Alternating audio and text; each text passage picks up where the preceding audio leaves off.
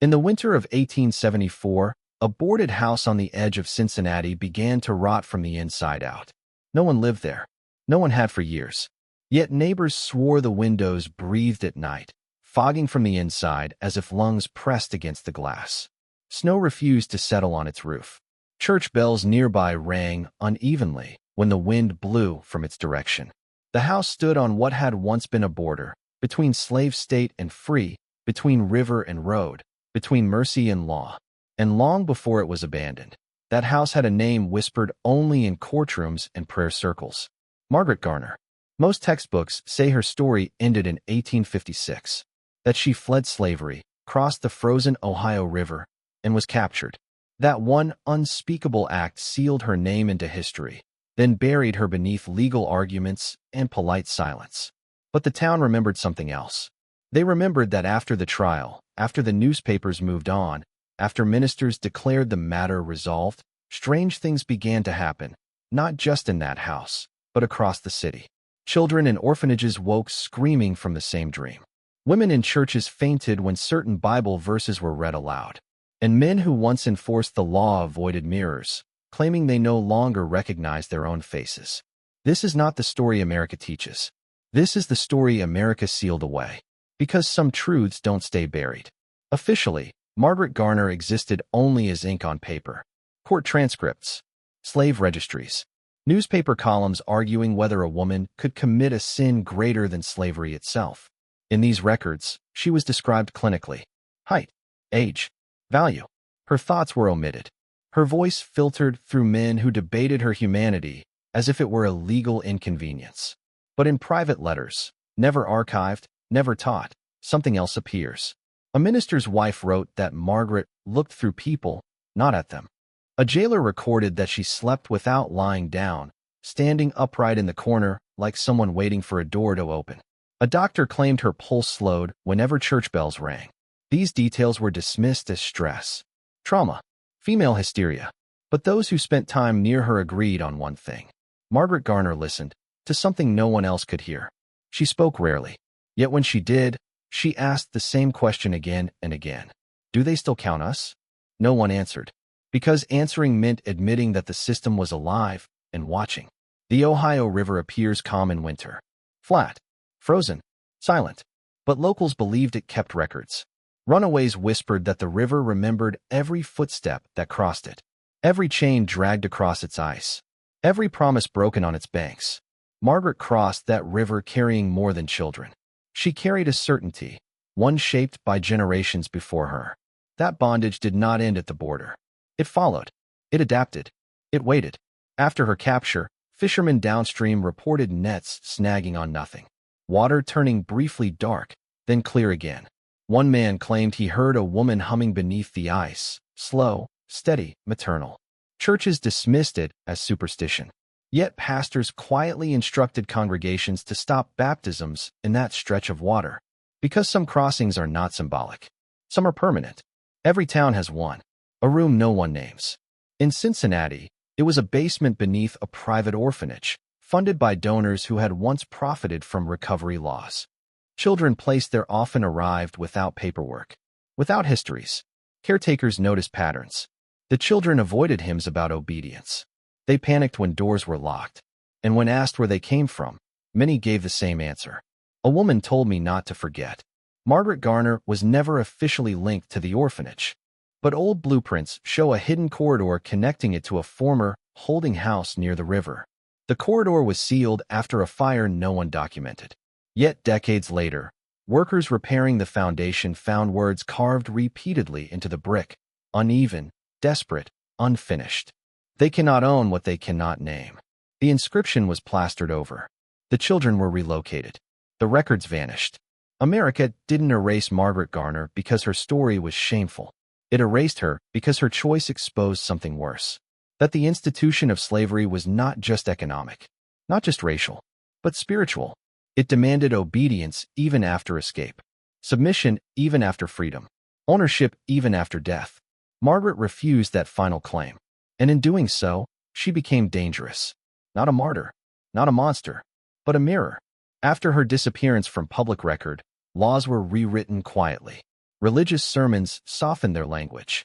History textbooks shortened her name to a footnote. Yet the nightmares continued. The orphanages filled. The river kept moving. Because some truths don't end. They wait. In the years following Margaret Garner's trial, something subtle shifted inside Cincinnati's churches. Not doctrine, not scripture. Tone. Pastors began skipping certain passages, those about bondage, deliverance, and divine judgment. Choirs removed hymns that spoke too clearly about chains being broken. Confessionals grew quieter, shorter, evasive. One minister wrote in his private journal that after preaching on obedience, several women stood and walked out without speaking. They never returned. Another noted that whenever Margaret Garner's name was mentioned, even indirectly, candles flickered violently, as if disturbed by breath. Church elders blamed drafts. God's mystery. The devil's interference. But the truth was simpler and more terrifying. Margaret's story had exposed a contradiction the church could not resolve. If slavery was legal, how could it be holy? If obedience was sacred, when did it become sin? So the church adapted.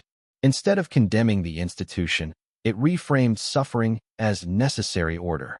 Instead of confronting guilt, it emphasized forgiveness, without repentance. And in doing so, it became something else. A place where silence was worshipped more than truth. By the 1860s, doctors across the region began documenting an unusual phenomenon among black children in church-run orphanages. They spoke of dreams they had before falling asleep. Dreams where a woman stood between them and a door. Dreams where hands reached through walls but could not grab them. Dreams where a voice whispered, "Remember yourself." The children often woke calm, not frightened, but resolute. Many refused adoption. Some ran away the moment they were old enough. Caretakers complained that the children were difficult to manage, that they resisted authority without aggression, that punishment had no effect. One matron wrote, "It is as if someone has already warned them." The files were sealed. The phrase Garner effect briefly appeared in a medical journal, then vanished entirely. Because if trauma could be inherited as memory, then Margaret Garner was not alone. She was continuing. The marshals who returned Margaret Garner to custody lived long lives. But none lived peacefully. One retired officer reportedly slept with the lights on until his death. Another refused to cross bridges, claiming he felt watched from below. A third drowned himself in a bath, fully clothed, leaving behind a note with only 6 words. She never stopped crossing. Officially, these incidents were unrelated. Unofficially, families noticed patterns. All the men complained of the same sensation in old age, that something had passed through them, not around them, that they had not merely enforced a law, but carried it forward. A burden without chains, a sentence without an end date. And none of them ever spoke Margaret's name aloud again. By the early 1900s, Margaret Garner's story had been reduced to a paragraph, if mentioned at all. Textbooks described her as tragic, unfortunate, mentally unstable. The language was careful, sanitized. No mention of the systems that trapped her.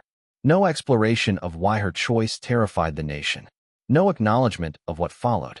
Students learned dates, not consequences. Yet teachers reported odd disturbances when lessons touched on slavery too directly. Blackboards cracked. Ink spilled without being touched. Students complained of sudden nausea. One school principal ordered the entire unit removed. History, he said, should not agitate the present. So America learned to forget properly. Despite every attempt to bury her, Margaret Garner endured, not as a legend, but as a pressure. A weight on institutions built on obedience. A fracture in the moral architecture of the nation. She survived in whispered prayers, in children who refused submission, in rivers that never froze the same way twice. By the time the 20th century arrived, the system had evolved. Slavery no longer needed chains. It had paperwork, policies, respectability, and somewhere within it, the echo of a woman who refused ownership still pulsed, quiet, patient, unresolved. Because forgetting is never complete. It leaves residue. By the 1910s, entire families in Ohio and Kentucky could trace their wealth to river trade, without ever explaining what that meant. Deeds changed hands. Estates expanded. Gravestones grew larger, cleaner, more righteous. Yet in many of these households, one name was never spoken. Margaret. Not in accusation, not in memory, but in avoidance. Grandparents warned children not to ask questions about the past. Attics were locked. Journals burned. Family Bibles had pages carefully removed, always the same years. When asked why, elders answered with the same phrase. That was settled. But nothing truly settled remained so carefully guarded. One descendant of a former slave catcher wrote that every generation of his family produced at least one child who would not comply. Children who questioned authority instinctively, who resisted rituals without understanding why, who felt guilt without cause. Doctors blamed nerves. Priests blamed rebellion. But the families themselves knew better. Something had been inherited. In 1923, a fire destroyed the Municipal Archive building in Cincinnati. Officially, it was an accident. Unofficially, archivists noted that the fire spread with unnatural precision, consuming only documents related to orphan placements between 1856 and 1870. Not tax records, not land deeds, only children. When the ashes were sifted, one folder survived partially intact. Inside was a list of names written in 3 different inks. Some crossed out, some circled, some repeated.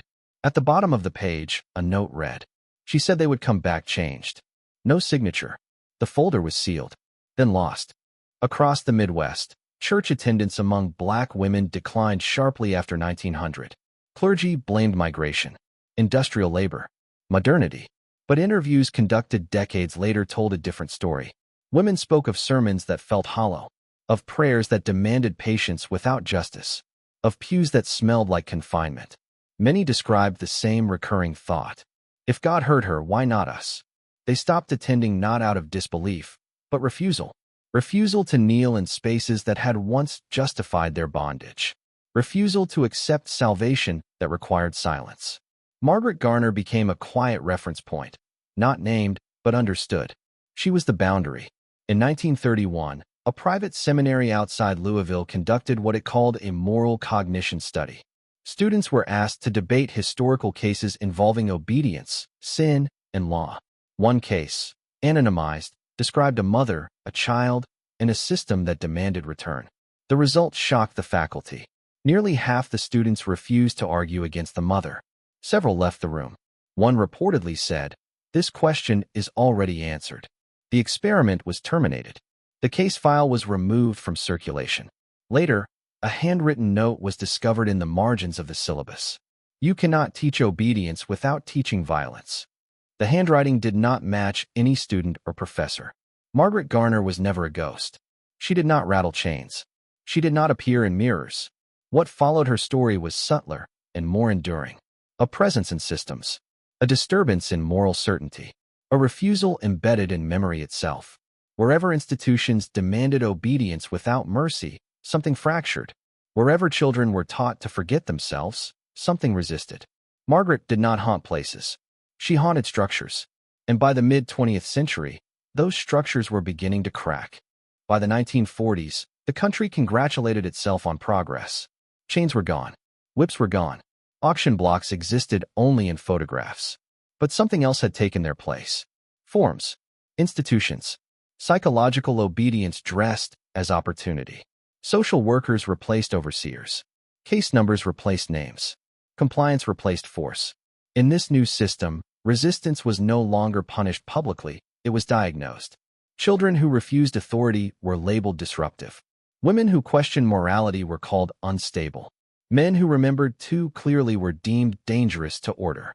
Margaret Garner's defiance no longer fit the narrative of national improvement. So her story was reframed, not as a warning, but as a pathology, a tragedy caused by extreme stress, a breakdown, an anomaly, anything but intention, anything but truth. In 1948, an elderly woman was admitted to a nursing home outside Cincinnati. She rarely spoke. She refused medication. She requested to sit near windows facing the river. A nurse documented that when asked her name, the woman answered only once. I carried her. No one followed up. But in the woman's belongings was a folded scrap of cloth, threadbare, carefully preserved. Embroidered into it were words so faint they could only be seen in angled light. They will try to tell it wrong. The woman died within weeks. The cloth disappeared. The file was closed. By mid-century, America wanted distance from its foundations. The language of freedom grew louder. The reality of control grew quieter. But pressure builds where silence is enforced. Writers began circling Margaret Garner again, carefully, indirectly. Artists painted mothers at thresholds. Poets described rivers that remembered footsteps, not because they knew all the facts, but because the absence itself had weight. Margaret's story returned not as history, but as insistence, a reminder that some choices are made not in madness, but clarity. That morality is not always legal. That obedience can be the most violent demand of all. Despite every revision, omission, and reframing, one thing could not be erased. The question Margaret forced into the nation's conscience: who owns a human being? And what happens when that ownership is refused absolutely? The systems built to avoid answering this question still exist. They have changed names, changed methods, but they still fear the same thing: a refusal they cannot punish, a choice they cannot reclaim, a truth they cannot safely teach. Margaret Garner did not disappear. She became unresolved. The Ohio River still flows. Children still dream before they sleep. Institutions still prefer silence to reckoning. History still edits itself for comfort. But beneath it all, something endures. Not a ghost, not a myth, a memory that does not belong to the past. Margaret Garner crossed a boundary the system could not follow. And in doing so, she left behind a question that waits, quietly, for each generation to answer. Not in courts, not in churches, but in conscience. Because some stories are erased not because they are false, but because they are true.